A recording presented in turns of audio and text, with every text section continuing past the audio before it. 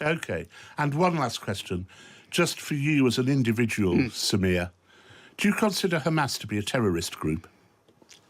I'll have to answer that in terms of the way we currently view it. What do you think they are? Do you think they're a convocation of happy little squirrels? I don't think that. The select committee session finds its turning point. A yes or no about Hamas. Shah shuts. Make sure to like and subscribe. I'm here as the chairman of the BBC. I know you are, but I'm you're not also here as Samir Shah. You exist as an individual entity. I can tell you what I think when I'm Samir Shah. Right now, talking to the world, I am the chairman of the BBC, and we have taken the view as a board that we continue to use the word terrorist only with attribution. That's the position we take. I think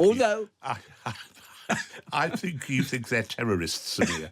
Refusing to talk as Samir Shah the individual, Shah hides behind BBC-style guides.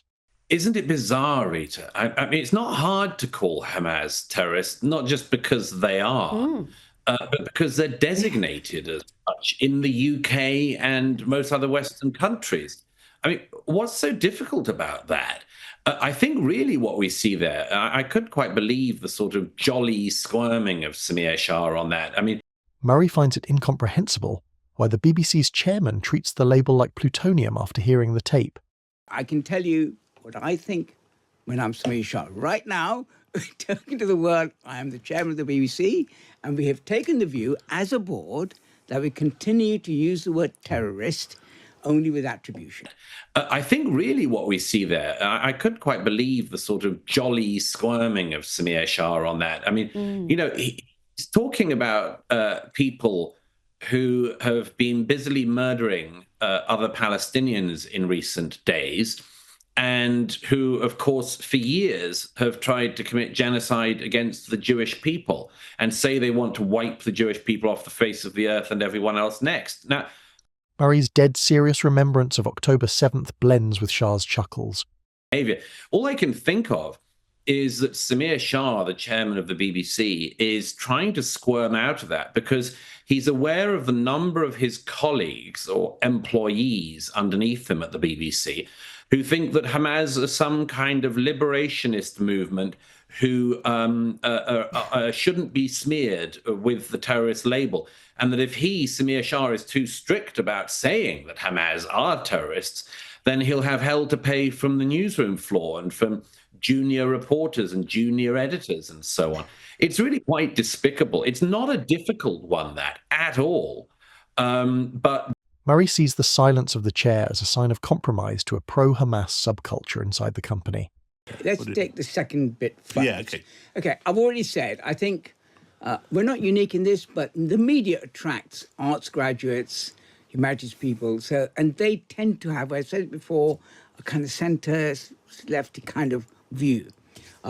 That's an issue we need to address. And you know, I made the point, we need to have people from a wider perspective, different classes, different parts of the country, so that we actually reflect the different opinions that exist in the country. Because you're not doing that entirely at the moment, are you? Well, we could do it a lot better than we do. Shah admits institutional slant, but still cannot classify Hamas. Make sure to like and subscribe. That I would think he would have taken far more seriously a question like, can a woman have a penis? Because he wouldn't want to be laughing at that. That would be a very serious, sober analysis.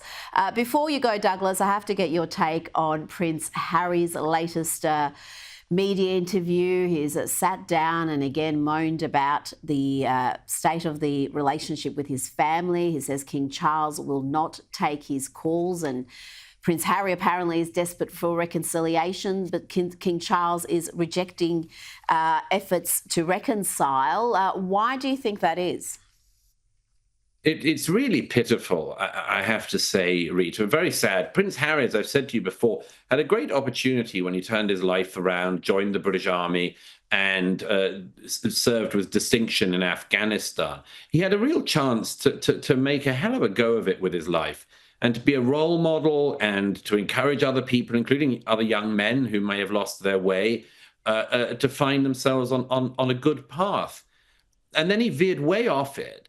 And, now when he says that members of his family don't want to take his calls, I mean, it's very hard to know whether he realizes why that might be. Because the reason it might be is that whenever any member of his family speaks to him, they might find what they said either written up in another book or relayed in interviews with the BBC and other channels. So to see... You're still reporting from Israel with a whole bunch of BBC Arabic correspondents, some of them who have been found to say the most appalling things about Jewish people, such as we're going to burn them until none are left. Isn't it time to stop using them? Well, that one's also being investigated. The Arabic service, we are looking at it. We've been examining it. And as you know, I think this whole business of how we've covered Israel-Gaza is a proper thing to examine thoroughly, which is why we're going to get hold of an independent figure to look at our coverage. Now, it's a version of, I don't know if before I became chair, I was investigated how the BBC covered migration. Still another review, another delay, while the T-word stays quarantined. I'd love to see him do it on any other group, as I say. I mean, I don't know if he finds Al-Qaeda as chortlingly funny as he does Hamas or ISIS or anyone else. But it tells you an awful lot about the way in which the BBC just contorts itself on these really quite straightforward questions. But yeah, I completely recognize the thing he's swimming in. It's a newsroom and an organization that finds it incredibly hard to actually call Hamas what they call themselves. That I would think he would have taken far more seriously a question like, can a woman have a penis? Because he wouldn't want to be laughing at that. That would be a very serious, sober analysis. Before you go, Douglas, I have to get your take on Prince Harry's latest media interview. He's sat down and again moaned about the state of the relationship with his family. He says King Charles will not take his calls, and Prince Harry apparently is desperate for reconciliation, but King Charles is rejecting efforts to reconcile. Why do you think that is? It's really pitiful, I have to say, Rita. Very sad. Prince Harry, as I've said to you before... The author of The War on the West presents the coda. The moral relativism of the BBC is now a punchline. The exchange reveals two parallel worlds, Murray's moral clarity and Shah's procedural uncertainty. Murray's sharp reminder that genocide isn't a debate club issue counters each disingenuous BBC response. Let me know what you think down below in the comments.